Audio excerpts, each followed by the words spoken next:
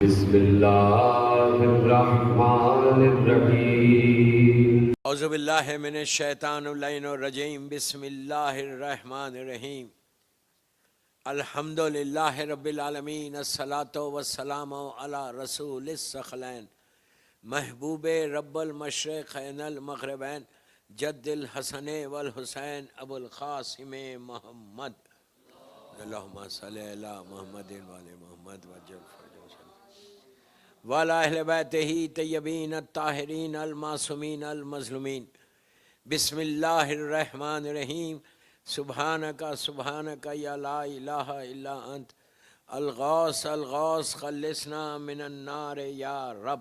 صلوات پڑھیں محمد اللہم صلی علی محمد. عزاداران امام، پنجتن سینٹر میلبورن کی یہ مجلس ماہ رمضان کی آخری ایام کی مجالس ہیں. 2-3 دن رہ گئے بس، اور مسلسل میں یہ اشیاء نجات میں انہی کلمات پہ آپ سے معروضے کر رہا. یہ جشن کبیر کے کلمات جو ہمارے شعور کو بیدار کرتے، ہمارے کانشیس کو ہلاتے، کہ جس میں اللہ اس عذاب کا ذکر کر رہا. وہ کیا کر رہا؟ ہم دعا مانگ رہے کہ پروردگار اس عذاب سے ہم کو بچا لے. لیکن یہ نہیں ہے کہ صرف آپ اسی وقت کریں جب آپ جوشن کبیر پڑھیں. آپ یہ دعا ایکچولی یہ دعا آپ قنوت میں بھی پڑھ سکتے ہیں. اپنے نارمل جو قنوت پڑھتے ہیں آپ نمازوں میں، آپ اس قنوت میں بھی یہ پڑھ سکتے ہیں. اس میں سب سے امپورٹنٹ چیز جو ہے وہ خلصنا من النار یا رب ہے. اور اس سے پہلے 2 دفعہ آپ بول رہے الغوث الغوث. یہ بھی آپ کے شعور کو ہلا رہا کہ معافی مانگو، معافی مانگو. الغوث کے معنی سوری، فارگیو می، معاف کر دے. تو جتنا ہو سکے آپ سوچو اس عظیم رات میں، سب سے بڑی رات ہے، اس رات میں اس دعا کو رکھا گیا. ویری ریکمینڈڈ دعا ہے. لیکن میں بار بار بول رہا یہ بات کہ آپ سال بھر یہ دعا پڑھ سکتے. یہ دعا تمہاری تقدیروں کو بدلتی ہے. آپ یقین کریں کہ کیسا بھی پرابلم ہو، اگر کوئی جوشن کبیر پڑھ کے جائے اپنے مقصد میں تو اس کا مقصد میں وہ کامیاب ہوتا ہے. اس لیے کہ وعدہ اللہ کا ہے. اس میں کچھ نہیں ہے، صرف خالق کائنات ہمارے رب العالمین کے نام ہے. اور وہ پیارے نام کہ کوئی ایک نام سے بھی آپ کی برکت ہو سکتی. تو خلصنا من النار یہ کہاں سے شروع ہو رہا، کہاں ختم ہو رہا؟ میں نے کل کہا تھا کہ پہلی رات کے عذابوں میں سے ایک عذاب ہے. ہم اس کو ایکسیپٹ نہیں کرتے، مجھے معلوم ہے. آپ ایکسیپٹ کریں ایکسیپٹ نہیں کریں، ڈزن میک اینی ڈفرینس، کوئی فرق نہیں پڑتا. اس لیے نہیں پڑتا کہ ہمارے شعور میں نہیں ہے، ہمارے ذہن میں نہیں ہے. ہم سوچتے ہی نہیں یہ بات کہ ہمارے لیے یہ عذاب کیا. تو اگر عذاب نہیں ہے آگ کا تو بھی کیوں رکھا جشن کبیر میں، اور دعائے مجیر میں کیوں رکھا، کتنے سوروں میں رکھا، کیوں رکھا؟ اللہ بار بار یہ کیوں بول رہا کہ تم اپنے آپ کو آگ کے عذاب سے محفوظ رکھو. یہ آگ کا جو عذاب آتا نا، یہ اس کے جو گناہ بتائے گئے کہ یہ گناہ جو ہے اس کی وجہ سے بھی آ سکتا، جس میں ایک بیک بائٹنگ ہے. بیک بائٹنگ، غیبت، یہ ایک ایسی کامن چیز ہے. مثال کے طور پہ آپ رمضان میں بیٹھ کے روزے میں اور کسی مومن کی آپ بیک بائٹنگ کر رہے ہیں، تو آپ کیا سمجھ رہے ہیں کہ آپ کا روزہ ایکسیپٹ ہو رہا؟ ہم کبھی سوچتے ہیں یہ بات؟ صبح سے شام تک ہم کتنی مرتبہ بیک بائٹنگ کرتے ہیں؟ میں ایک جنرل بات کر رہا، برا مت مانو. کتنی مرتبہ کرتے ہیں؟ کسی کی بھی بات سنی ہم نے اس کے خلاف بول دی. اگر میں اس سے ناراض ہوں تو مجھے بولنا ہی بولنا ہے.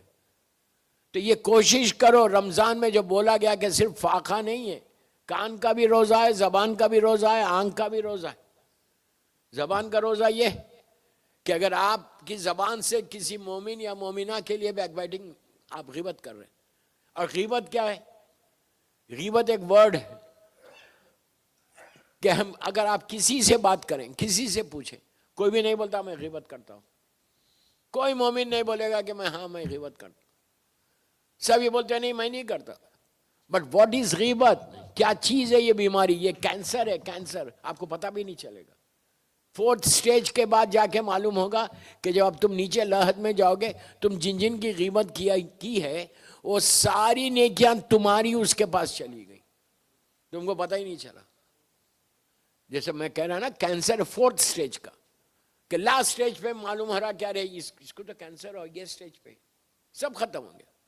تو یہ کوشش کرو. دیکھیں رمضان میں اپنے آپ کو ریفائن کرنا ہے, رمضان میں اپنے آپ کو صاحب تقویٰ بنانا ہے, رمضان میں اپنے آپ کو کلین کرنا ہے, رمضان میں اپنے آپ کو یہ احساس آنا زبان پہ ذہن میں کہ میں گناہگار ہوں. اگر یہ نہیں ہے تو پھر آپ کے روزے کیسے ایکسیپٹ ہوں گے؟ اللہ کو کوئی مزہ نہیں آ رہا کہ یہاں سے لے کے یہاں تک آپ فاقہ رہو اور سکون ہے نہیں. وہ یہ کہہ رہا کہ تم اپنے آپ کو متقی بناؤ. روزے اس لیے واجب کیے گئے کہ متقی بناؤ. اب آپ انصاف سے بولیے آج 25-26 دن ہو گئے, کیا میرے پاس کوئی تقویٰ آیا؟ میں خود فیل کروں کہ کیا کوئی ایسی چیز آئی, کوئی نئی چیز یہ رمضان میں آپ نے حاصل کی to get close to your Allah, to get close to your Allah. کیا یہ ہمارے ذہن میں آئی ہے؟ بات آتی نہیں, اس لیے کہ کوئی بولتا نہیں. یہ میرے تو یہ مین ٹاپکس ہیں. تو کوشش کرو. میں یوتھ کو بول رہا, دیکھیے جو پنجتن سینٹر میں بیٹھے ہیں صرف ان کے لیے نہیں پڑھ رہا میں, میری مجلس باہر جاری, لائیو جاری, لوگ سن رہے, ان سب کے لیے کہ کوشش یہ کرو کہ یہ رمضان ہمارے لیے بالکل ایسا ہو جائے کہ جیسے اللہ چاہتا ہے. آپ بڑے خاموش ہیں. اللہ جیسا چاہتا ہے, اس لیے کہ پھر آپ کو 11 مہینے گزارنا ہے. نیکسٹ 11 منتھس ہیں آپ کے سامنے, اور نیکسٹ 11 منتھس آپ کو گزارنا ہے, اور ایسے گزارنا ہے کلین ہو کے کہ آپ سوچنا بھی نہیں. اسی لیے دیکھیے رمضان ہی ایک ایسا مہینہ ہے کہ جس میں اتنے روزے رکھنے کے بعد اللہ نے کہا کہ تم کسی غریب کو بھی دے دو. کب دو؟ عید سے پہلے دے دو, عید کے دن دے دو.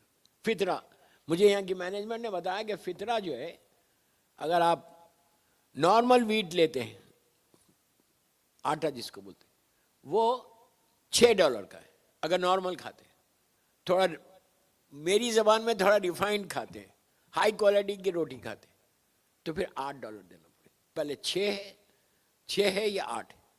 فطرہ کیوں واجب ہے؟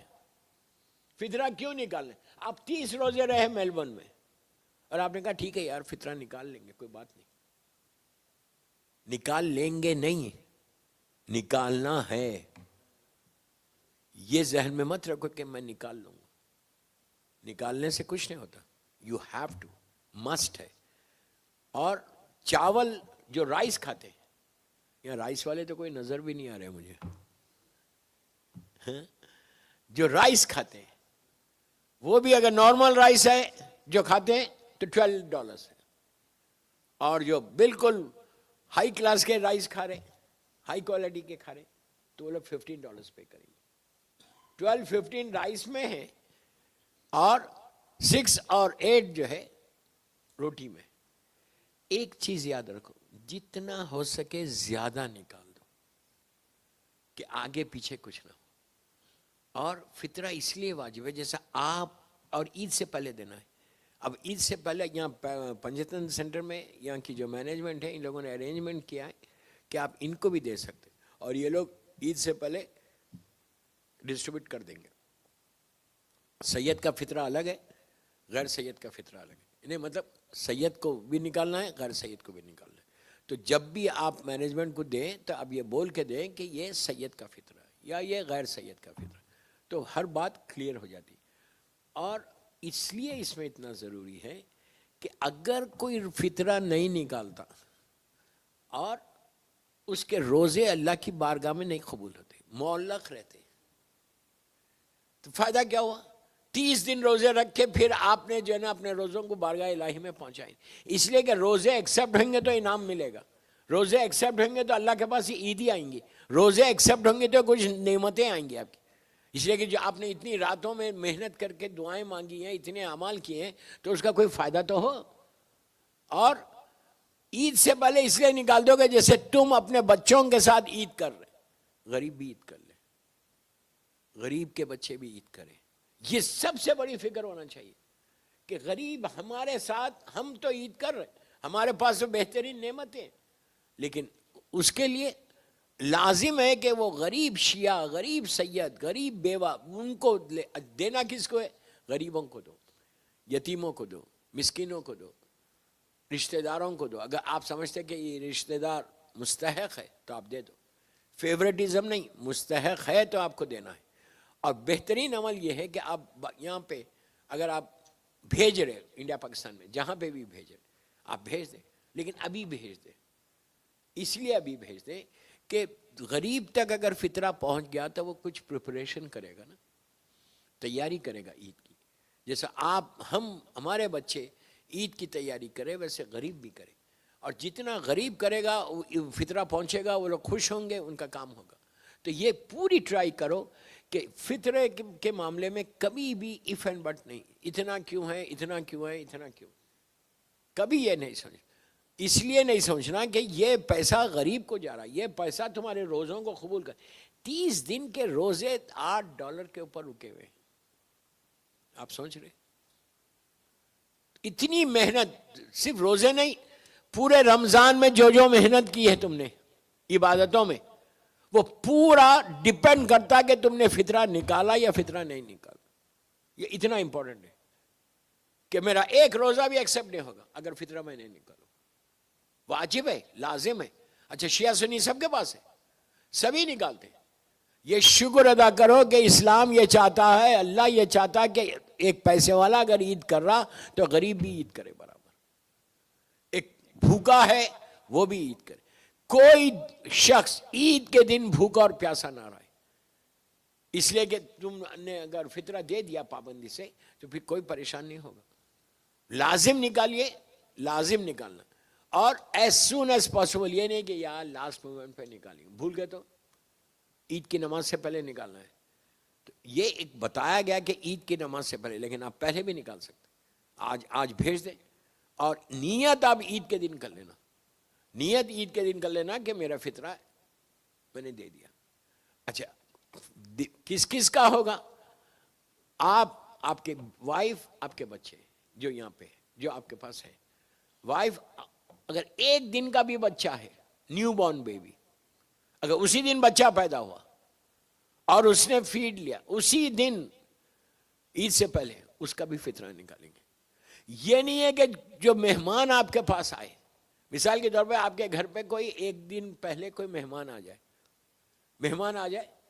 اور اب اگر وہ فطرہ نکالا ہوا ہے, مثال کے طور پہ میں کسی کے گھر چلا جاؤں, میں جا کے ان کو بولوں کہ نہیں بھائی میں نے اپنا فطرہ نکال دیا, آپ you don't bother any thing, تو پھر اس کے اوپر واجب نہیں.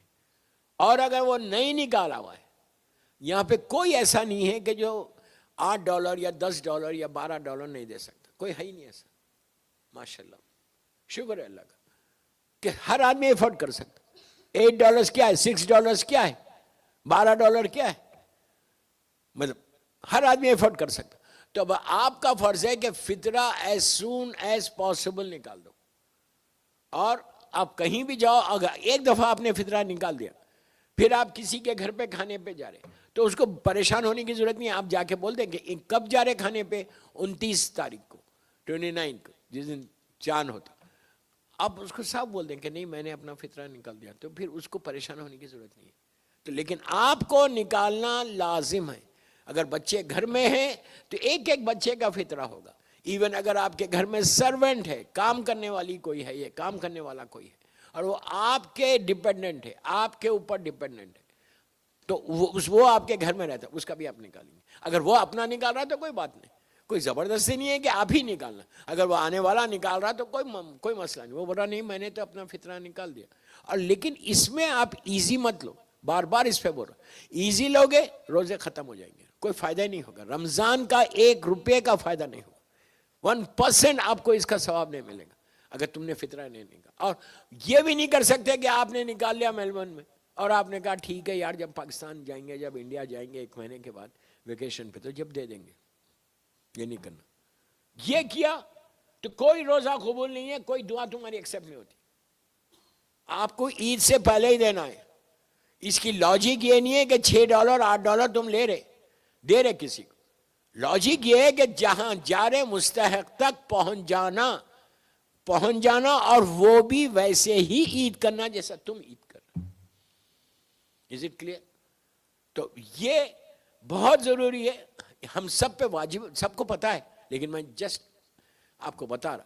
اور کیا کرو کہ یہ یہاں کی مینجمنٹ کو بھی دے سکتے, اس لیے کہ ان کے پاس ریسورسز ہے, وہ لوگ بھیج دیں گے انڈیا پاکستان. صلوات پڑھ لیں محمد و آل محمد.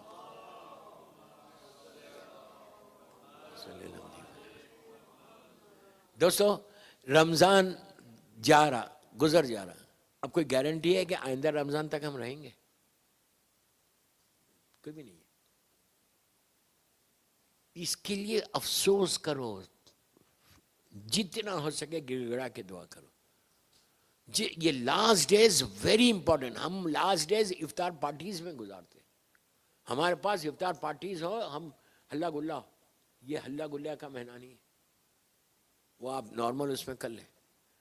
کیا گارنٹی ہے کہ نیکسٹ ایئر یہ رحمتوں کا مہینہ ہم کو ملے گا؟ اگر ہم کو ملا بھی اور میں طبیعت صحیح نہیں رہی, کچھ ایسا رہا, تو کیا فائدہ؟ آپ کچھ نہیں کر سکے عبادت. اس کو اتنا غنیمت سمجھو. اور لاسٹ ڈے آف دی رمضان آج سے شروع کر دو اس کا شکر ادا کرنا کہ پروردگار تیرا شکر ہے کہ تو نے یہ سال کا رمضان دیا, اور اب جتنے دن باقی ہے وہ بھی دے دے, وہ بھی دے دے. اس لیے کہ یہ مہینہ گزر جائے گا, پھر اب ایسا مہینہ 11 مہینے کے بعد ہی آئے گا. ہمارے پاس رمضان ایک روٹین بن گئی, ایک روٹین نہیں ہے دوست. کوئی عبادت روٹین کی نہیں ہوتی, کوئی عبادت نہیں ہوتی روٹین. ہر عبادت کے پیچھے معرفت ہے. جب تک تم اس کے بیس کو نہیں سمجھو گے, اس چیز کو نہیں سمجھے. اس لیے کہ آپ دیکھو جتنی دعائیں آخرت کے لیے مانگی گئی ہیں وہ اسی رمضان میں مانگی گئی. معصومین گریا کرتے تھے, تڑپتے تھے یہ دعائیں پڑھ کے. اور چوتھے امام یہ کیوں بول رہے ہیں؟ چوتھے امام کی ایک مشہور ترین دعا ہے دعائے ابو حمزہ صومالی, جو رمضان میں پڑھی جاتی ہے. ہو سکتا ہے آپ نے پڑھی ہو اعمال کی راتوں میں. دعائے ابو حمزہ صومالی اتنی ریکمینڈڈ دعا, جیسا دعائے کمیل مولا کی ہے جناب کمیل کے ذریعے, اسی طرح ابو حمزہ صومالی چوتھے امام کی ہے. ابو حمزہ مولا کے ایک خاص صحابی تھے چوتھے امام کے. انہوں نے آ کے مانگا تھا, اور مانگ کے کہا تھا کہ مولا مجھے کوئی ایسی چیز دو جو ابھی تک آپ نے کسی کو نہیں دی, کوئی دعا بتاؤ. تو چوتھے امام نے یہ دعا بتائی. یہ چوتھے امام کے دہنے مبارک کے کلمات. ابھی بھی موقع ہے, نیٹ کے اوپر ہے, آپ چیک کر لو, گوگل پہ آپ چیک کر لو, آپ کو مل جائے گی دعا. دعائے ابو حمزہ صومالی. ایون میرے خیال سے ڈیوائن پرل کے ایپ کے اوپر بھی یہ دعا ہے. اس کا ٹرانسلیشن پڑھو. ٹرانسلیشن پڑھو گے تو کام جاؤ گے, کام جاؤ گے. یہ رمضان کے لیے, رمضان کے سحر کے ٹائم پہ یہ پڑھی جاتی ہے. آپ کبھی بھی پڑھو 24 گھنٹے میں رمضان. کہ اگر آپ کو یہ پتہ نہیں چلے, غور سے سنو, اگر آپ کو یہ پتہ نہیں چلے کہ یہ کس کی دعا ہے, یہ کون مانگ رہا ہے اسی دعا, تو آپ بولیں گے یار یہ کیسا بندہ تھا, کیسے تڑپ کے اللہ کی بارگاہ میں مانگ رہا. لیکن اگر یہ معلوم ہو جائے کہ یہ چوتھے امام کی زبان کے جملے ہیں تو یقین نہیں آتا کہ اتنا بڑا کربلا کا عزادار, سب سے بڑا عزادار زمین پہ کون تھا؟ چوتھے امام تھے. وہ امام جو ہمارا چوتھا امام ہے, وہ ایسے تڑپ کے مانگ رہا کہ پروردگار, جو خلیصنا من النار ہے نا, وہ پروردگار 2 دیواروں کے بیچ میں یہ میرا کمزور جسم. امام اپنے لیے بول رہی ہے, یہ ہمارے لیے بول رہا ہے. تم غفلت میں ہو, تم اگنورنس میں ہو, تم کو احساس نہیں ہے, تم فیلنگز نہیں پیدا کر رہے کہ وہاں پہ جانا ہے, اس جگہ پہ جانا ہے. اس سال شاید میں قبرستان کے مجلس پڑھوں عید کے دن, تو وہاں پہ تو اور ڈیٹیل میں بولوں گا کہ آپ جا کے دیکھو کیا ہے, کیا ہے. لوگوں نے پوچھا مولا سے کہ مولا آپ بول رہے کہ قبرستان جاؤ, گریو یارڈ جاؤ. لوگوں نے کہا مولا جا کے کس سے بات کریں, کس سے بات کریں, کوئی بات کرنے والا ہے؟ وہ تو خاموش بستی ہے. امام نے کہا تم سمجھ رہے, تمہارے کانوں کے اوپر پردہ ہے, اس لیے تم سمجھ رہے کہ وہ خاموش بستی ہے. وہ خاموش بستی نہیں ہے. وہ ہر قسم کا انسان ہے, کسی کے اوپر رحمت ہے تو کسی کے اوپر عذاب ہے. وہاں جا کے عبرت لو, عبرت لو, وہاں جا کے پیغام لو. جب تم جاؤ کسی قبرستان میں, ایک سلام ہے قبرستان کا, جناب امیر کا سلام ہے, السلام علیکہ یا لا الہ الا اللہ بحق لا الہ الا اللہ, وہ والا سلام. وہ ایسا سلام ہے کہ اس میں میرا مولا، میرے مولا کہہ رہے خالہ امیر المومنین علی ابن ابی طالب علیہ السلام ہے.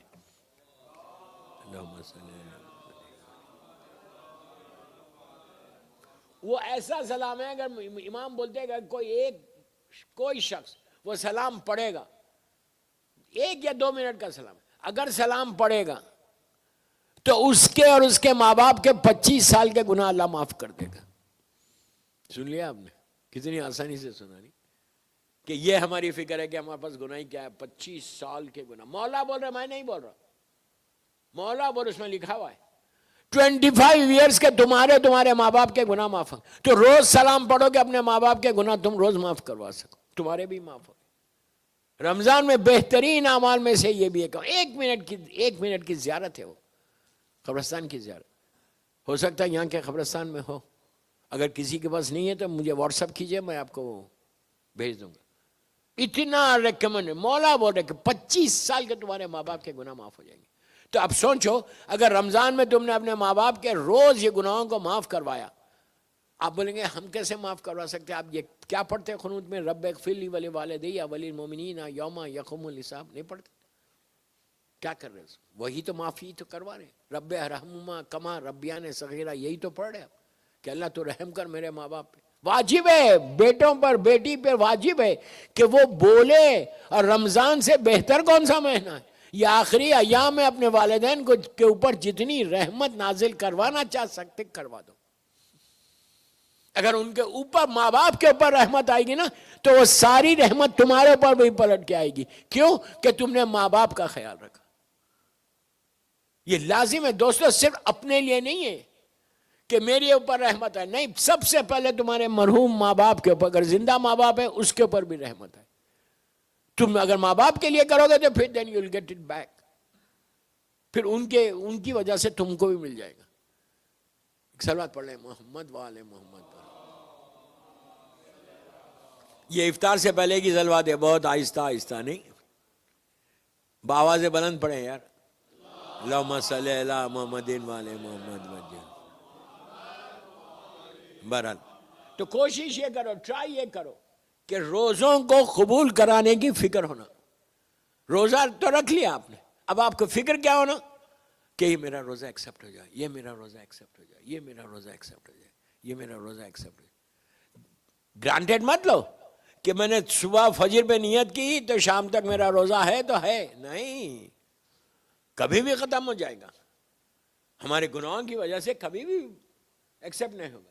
تو کوشش ہر مومن کے لیے ہونا چاہیے کہ یہ فکر ہونا دن بھر، جب تک تم افطار نہیں کرتے اس وقت تک یہ فکر ہونا کہ اللہ تم میرے آج کے روزے کو ایکسیپٹ کر لے، قبول کر لے. 1 روزہ قبول ہو جائے، 1 روزہ تمہاری بخشش کا سہارا بن جائے گا. 1 روزہ. اور یہ ایام میں لاسٹ ڈیز، اس میں تو جتنا گڑ گڑا کے، جتنا تڑپ کے تم دعا کر سکتے کرو. اگر اب تک پورے رمضان میں 25-26 دن میں اگر آپ کی دعائیں قبول نہیں ہوئی تو یہ لاسٹ ڈیز ہے، لاسٹ ڈیز ہے بالکل. اس میں تو ایکسیپٹ کروا ہی لو، اس لیے کہ وہ یہ نہیں بول رہا کہ میں نہیں کروں گا، وہ بول رہا میں تواب الرحیم ہوں، میں معاف کر کے میں ایکسیپٹ کروں گا، میں غفور الرحیم ہوں، میں کروں گا ایکسیپٹ. تو مجھے ایک دفعہ دل سے تو پکارو. اگر میں کچھ نہیں کرتا، میں ایزی لے کے بیٹھا ہوں یار میرا تو روزہ ایکسیپٹ ہو رہا، تو فائدہ نہیں ہوتا. اس طرح کریں گے تو کبھی نہیں ہوگا. آئی ایم ویری مطلب sure, I am responsible what I am seeing, کہ اگر آپ ایزی لے کے بیٹھ گئے میرا روزہ تو ہے، میرا روزہ تو ایکسیپٹ ہوگا، ایسا کیسے ایکسیپٹ ہوگا بھائی؟ تم غیبتیں کرتے رہو گے تو روزہ ایکسیپٹ ہوگا، تم بیک بیٹنگ کرتے رہو گے تو روزہ ایکسیپٹ ہوگا، تم لوگوں کو ہرٹ کرتے رہو گے تو روزہ ایکسیپٹ ہوگا. آپ یہ مت بولو کہ روزہ ایکسیپٹ نہیں ہوا تو کیا فرق پڑتا. کیا فرق پڑتا؟ تمہارے آئندہ پورا 11 مہینے کا پورا ڈیپینڈ کر رہا ہے اس عبادتوں کے اوپر. یہ تھوڑی ہے کہ آپ چلتا کوئی بات نہیں. ہم کو فکر ہونا، مومن کی علامت، سائنس آف مومن جو ہے اس میں یہ ہے کہ وہ تڑپنا، فکر کرنا، سوچنا کہ میری یہ عبادت ایکسیپٹ ہو رہی ہے، میری یہ عبادت ایکسیپٹ ہو رہی ہے. ان چیزوں سے تم اگر اپنے آپ کو بچا لو تو ہوگی. اتنا آسان نہیں ہے. میثم یا سلمان یوں ہی آگے نہیں بڑھے جب تک انہوں نے اطاعت علی نہیں کی. تو یہ ہماری فکر ہو. اور یہاں پہ تو ماشاءاللہ آپ لوگ جاب کر رہے 1000 چیزیں, اس کے بعد آپ روزے بھی رکھ رہے ماشاءاللہ, روزے بڑے. دعا کرو کہ اللہ تمہارے ہمارا ہر روزہ قبول کرے, ہر عبادت. اس لیے کہ ایک روزہ نہیں قبول ہو رہا, اس میں جتنی آپ نے عبادتیں کی وہ ساری ایکسیپٹ ہو رہی, جتنی نیکیاں کی وہ ساری ایکسیپٹ ہو رہی. فکر ہونا, ہمیشہ سوچنا. اس لیے اللہ قرآن کے لیے بھی بولتا ہے ہمیشہ فکر کرو, قرآن کے لیے سوچو, تدبر کرو. قرآن مجید کے لیے بھی بول رہا کہ جب تم پڑھو تو تم فکر کرو. اسی طرح ہر عبادت کے لیے کہ تم کو فکر ہونا کہ میری یہ عبادت قبول ہو رہی, میری یہ عبادت قبول نہیں ہو رہی. خود احساس ہو جاتا. Even you can feel it, you can feel it. تم فیل کر سکتے اپنے آپ کہ میں نے یہ گناہ کیا. اس لیے کہ میں نے ایک جملہ بولا تھا, پھر بول رہا کہ رمضان میں اگر میں کسی کی بات کر رہا ہوں کہ بیک بائٹنگ کر رہا ہوں یا غیبت کر رہا ہوں, تو میں کیسے ایکسیپٹ کروں کہ میرا روزہ قبول ہوگا؟ کیسے کروں؟ سوچو. ہم سے نہیں بولتے, ہم نے بول دیا, اس کی بات آئی ہم نے اس کی برائی کر دی. اچھا رمضان یہ بھی نہیں ہے کہ صبح سے شام تک, مغرب کے بعد افطار ہو گئی تو آپ کا روزہ ختم ہو گیا, پھر اب کل سحر سے شروع ہوگا. نہیں, 24/7 ہے. 24 گھنٹے یہ نہیں کر سکتے کہ آپ پورے باتوں کو روک لو اور شام میں عشاء کے بعد آپ لوگوں کی باتیں کرو, غیبت کرو. نہیں, یہ بھی نہیں کر سکتے. پورا وقت آپ کا روزے میں ہے, رمضان کا ہے, پورا مہینہ رمضان کا ہے. اگر یہ کنفرم ہو جائے, اس میں آپ کامیاب ہو جائے. دوستو یہ یاد رکھو, آسانی سے روزہ شیطان آپ کا ایکسپٹ کرنے دے گا ہی نہیں. اس کا تو کام ہی ہے کہ وہ تو آپ کے روزے کو خراب کرے. وہ کبھی آسانی سے یہ نہیں کرے گا کہ یہ مومن کا روزہ میلبورن سے قبول ہو جائے, کیا فرق پڑتا ہے ایک کا. نہیں, وہ ایک ایک کے پیچھے پڑ جائے گا. تمہارے روزوں کو خراب کرنے کے لیے ہر وہ کوشش کرے گا کہ آپ کا روزہ خراب ہو جائے. لیکن مومن کی علامت کیا بتائی گئی کہ جو ہتھیار شیطان تمہارے اوپر استعمال کر رہا, اسی کا ہتھیار لے کر اس کے اوپر استعمال کرو. یہ مت کرو, یہ ایزی لے کے مت رہو کہ ارے وہ ہو جائے گا تو کیا فرق, ایک روزہ جائے گا تو کیا فرق پڑے گا. ایک روزہ نہیں, مکمل رمضان میں جتنی ہو سکے, کم از کم سال بھر آپ وضو سے نہیں رہتے, رمضان میں تو رہو یار, کہ وہ عبادت میں گزرے. وہ نماز رمضان میں یہ نہیں کر سکتے کہ آپ نماز کو ایزی لے رہے, ایکسپٹ نماز کے بغیر وہ فاقہ ہے, فاقہ اتنا ضروری ہے. نماز پڑھنا لازم ہے, یوں نارمل ڈیز میں واجب ہے. اور ایک بات بولتا, غور سے سنو, نماز جو ہے, سجدہ جو ہے, یہ مولا حسین کی کامیابی کا اعلان ہے. نہیں سمجھے؟ ہر سجدہ حسین کی جیت کا اعلان ہے, یزید کی شکست کا اعلان ہے.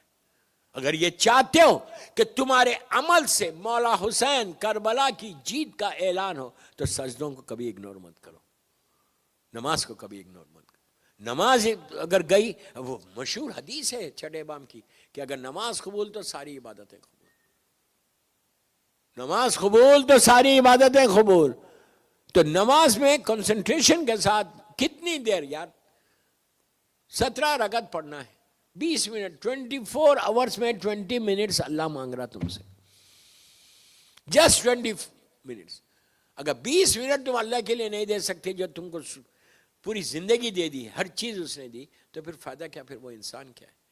میں تو کہتا ہوں کہ جو نماز نہیں پڑھتا وہ انسان ہی نہیں ہے. اور یہ نہیں کرنا کہ رمضان میں تو تم نے پڑھ لیا اور رمضان کے بعد ایزی لے لیا نماز کو. نماز کو کبھی ایزی مت لو.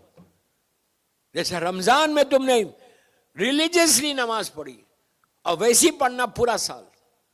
میں یہ نہیں بولتا کہ کوئی نہیں پڑھتا, پلیز ڈونٹ مس انڈرسٹینڈ, بات آئی ہے تو اس لیے بول رہا. نماز وہ کامیاب انسان کو کامیابی کی طرف لے جاتی. نماز سے غرور بھی ٹوٹتا, نماز سے تم اللہ کی بارگاہ میں قریب بھی ہو جاتے. اگر اللہ کی بارگاہ میں میں قریب ہو گیا تو میرا زندگی کا مقصد پورا ہو گیا, میری زندگی کا پورا مقصد پورا ہو گیا.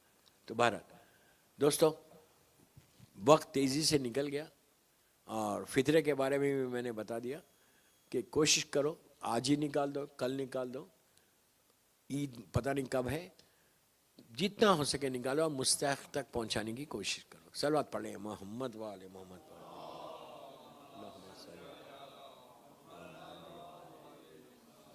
روزے اسی لیے جب بھوک لگتی بہت پیاس لگتی، یہاں تو اتنا نہیں ہے، گلف میں جو لوگ رہتے ہیں ان کے لیے بڑا مسئلہ ہے، تو بھوک اور پیاس سے کربلا کا احساس بھی ہوتا، مولا حسین کے بچوں کی بھوک اور پیاس کا احساس ہوتا، اور اس سے بہتر کوئی عمل نہیں، اس سے بہتر کوئی عبادت نہیں کہ روزے کے آخری حصے میں اب آپ کو افطار کرنا ہے، اس سے پہلے حسین کے غم کے 2 آنسو دے دو، حسین کے نام پہ 2 آنسو دے دو کہ تمہارا پورا روزہ قبول ہو جائے۔ روزہ ہم تو صبح سے شام تک فاقہ رہ کے افطار کریں گے، چوتھے امام کے پاس جب شام میں افطار کے وقت پانی آتا تھا یا رزق آتا تھا تو مولا اتنا تڑپ کے روتے تھے۔ راوی نے پوچھا مولا کھانے کو دیکھ کے کیوں رو رہے؟ کہا یہی پانی تھا، یہی کھانا تھا، کربلا میں میرا بابا، میرے بھائی، میری بہنیں بھوکے اور پیاسے تھے۔ یہ ہمارے لیے بہت بڑا میسیج ہے دوستو، کہ تھوڑی دیر کے بعد تو ہم سیر ہو جا رہے، لیکن ہائے فاطمہ کا گھر ایک دوپہر میں اجڑ گیا، بی بی کا گھر ایسے اجڑا کہ اب قیامت تک فاطمہ کا گھر کبھی آباد نہیں ہوگا، کبھی آباد نہیں، آہستہ کبھی نہیں رونا، یاد رکھو۔ چوتھے امام سے مشہور روایت ہے ابو بصیر کی، پوچھا تھا کیا ابو بصیر تو روتا نہیں میرے بابا کے غم میں؟ اس نے کہا مولا میرا پورا رومال نم ہو گیا، تو امام نے کہا ایسے نہیں روتے، ایسا گریا کرو جیسے ایک بوڑھی ماں جوان بیٹے کے لیے روئے گی، ایسا رو جیسے میری دادی فاطمہ روتی ہے، کہ جب میری بیوی ہائے حسین کہتی ہے زمین اور آسمان تڑپ جاتے بیوی کی آواز پر۔ تو دوستو کچھ نہیں مانگا، کچھ نہیں مانگا، فاطمہ نے صرف ایک ہی چیز مانگی، یہی پوچھا تھا بابا میرے بچے پہ روئے گا کون؟ کیا تڑپ تھی وہ ماں کی، بابا میرے بچے پہ روئے گا کون؟ تو اللہ کے رسول نے کہا تھا کہ بیٹی اللہ قوم پیدا کرے گا۔ اس وقت میری شہزادی نے ہاتھوں کو اٹھا کے دعا دی اور دعا دے کے کہا پروردگار میرے حسین پہ رونے والوں کو سلامت رکھنا۔ آج جو ہم آباد ہیں، آج جو ہم سلامت ہیں میری شہزادی کی دعا سے۔ سوچو دوستو ظالموں نے صرف مولا حسین کو شہید نہیں کیا، حسین کے ساتھ حسین کے بچوں کو شہید کر دیا، چھوٹے چھوٹے بچے۔ کیا سن تھا جناب علی اصغر کا، کسی کو یقین نہیں آیا، ایون ماں کو یقین نہیں آیا جب حسین نے آ کے خیمے کے دروازے پہ پکارا رباب کو، اور رباب آئیں تو جیسے ہی حسین کو دیکھا تڑپ کے کہا مولا میرا بچہ پانی پی چکا۔ حسین اب کیا جواب دے، سر کو جھکا کے کہا رباب وعدہ کرو صبر کرو گی؟